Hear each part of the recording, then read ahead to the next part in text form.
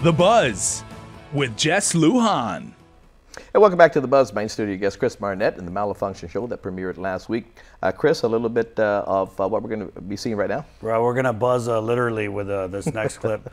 And I wanted to, I wasn't trying to win a Murrow with this next clip. It was just basically, I wanted to go out there and get a random cross-section of society, an old guy, a young guy, some women, and find out what do they think about recreational marijuana, and then maybe generate some discussion after that. But with this clip, I was really, people in Guam are just so funny. Like, you run into anybody, we're just like kind of people who live here, or islanders or Chamorros, we have a sense of humor, and this clip, man, believe me, you're going to enjoy this. You're going to enjoy this if you haven't seen it already. Even if you have, you're still going to enjoy it again.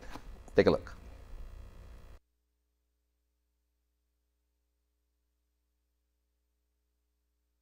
It's no different from drinking beer.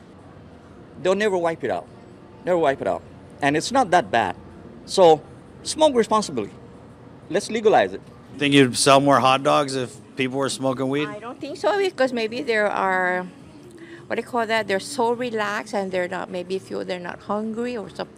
No, you always get hungry after you smoke weed. Well, that I don't know, because I don't smoke marijuana, so I don't know. But I don't know that what kind, I can smoking something. The smoking one. You smoke.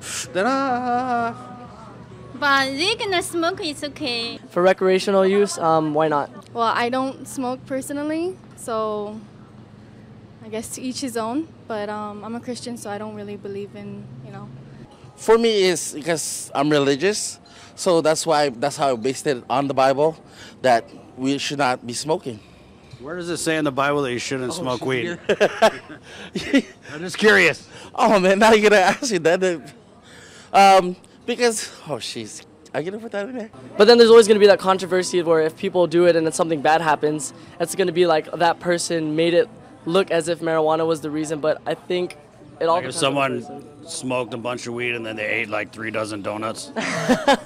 What do you think is bad about marijuana? I got saved, but before I was saved, then I did smoke before. But I can tell you from an experience that it ruined my life. My personal belief, smoking and didn't even smoke, part of witchcraft. So that's how I believe should I smoke. I wouldn't even witchcraft? Yes, witchcraft. That's my thing. Okay. How do you? In what way though? I'm not making fun of you. I'm just curious. How is smoking weed witchcraft? Smoke. There you go. What was the craziest thing that you did when you used to smoke weed?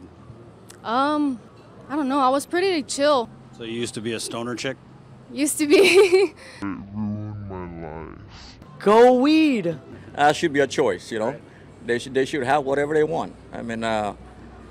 We're getting to the point where it seems like the government wants to control everything that we want to consume. It just makes food taste better. It makes you feel better. You feel. Starting to sound like a commercial over here. Yeah. Kids, don't try this at home. Don't try this at home. You have to wait till you're 21 and have the right perspective on this thing.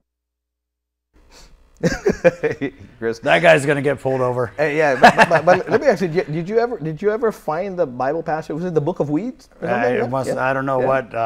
What's funny though is when I put that clip on social media and KOM News put it up. All of a sudden, you had all these Bible experts. You know what I mean? No, actually, in the Bible it says God gave us all the herbs to use, but I don't think He meant to smoke the stuff. You know what I mean?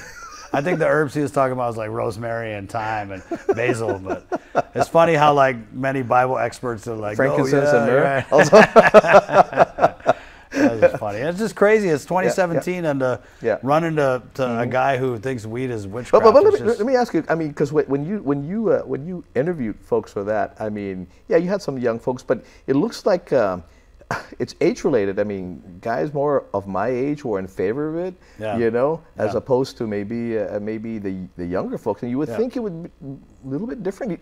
What did you find out there? I kind of found out that, at least in that clip, the younger people, other than that stoner dude who was like, "Yeah, I love weed," it seemed like younger people. The reform girl. Yeah, the reform girl. Yeah.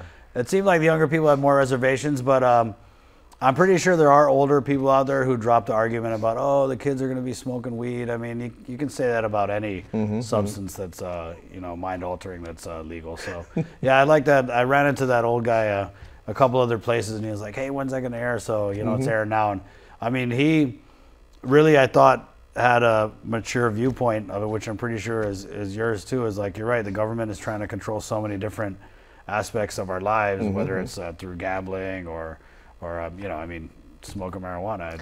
I Well, feel like hey, if you could have a beer- there's word about sugar consumption again, and all that.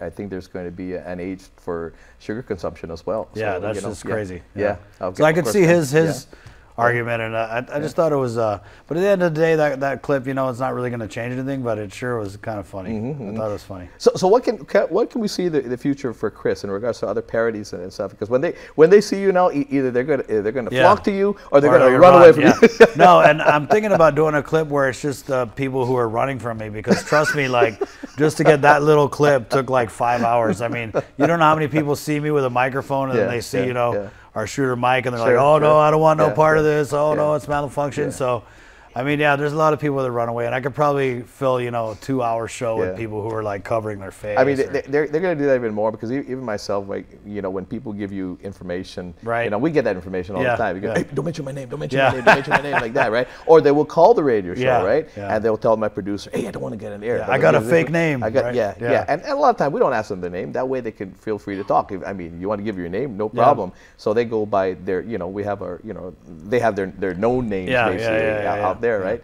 So you're probably going to get a lot of runaways, I do get a lot of runaways, but then at the same time, because people kind of know me and they're familiar with me, I'm able to get people to open up most times a lot quicker. So I'm very grateful. So is it easy to put this? I mean, again, Chamorros, right? Our humor, right? Yeah. And a lot of times when we talk, I mean, even parents, I mean, in a nice way, in our own Chamorro way, and the way we just present it, we present it in a lot of in a way. Also, if you were to seriously look at it, they kind of insult you in the same way, right? Yeah. It's just funny, like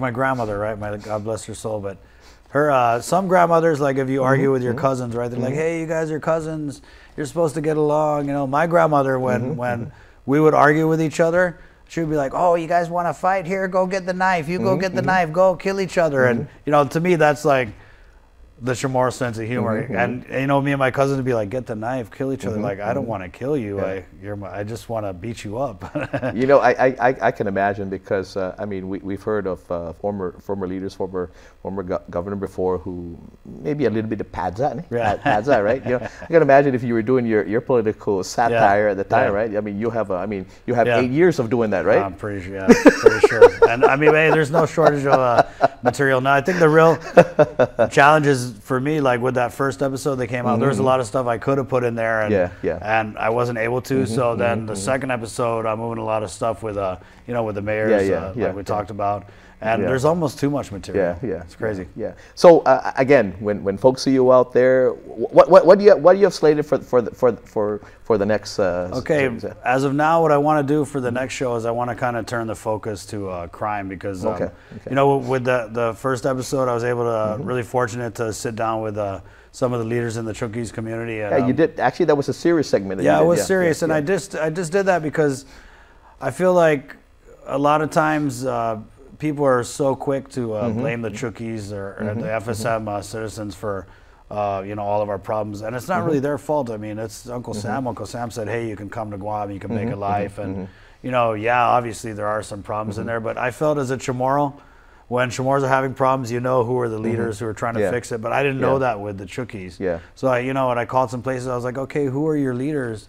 And I felt like they must not give a damn. You know what I mean? But I was able to find the leaders of the community, and I found out that they're really ashamed. But the one thing I got to say, and I got to close with it, one thing I got to say that the leaders who were trying to get their people to do right and to just walk this path, they did not agree in what their president did, and in regards to coming here and filling up your jails. But as a joker, I can see that he was just like, what's the easiest way out of uncomfortable situation is to crack a joke about it, and that's what he did. And hey, the governor was the first one laughing. I think the governor was like, what do I just better, I better just laugh. But so next episode, I really want to focus on crime. There we go. In general. So, with these new standards that they're trying to hold the police to, the fitness standards, I want to kind of look at that. And then they're wanting for extension again. Yeah, I know. So like this extension? I think, hopefully not the wasteland extension. I got to pay some bills.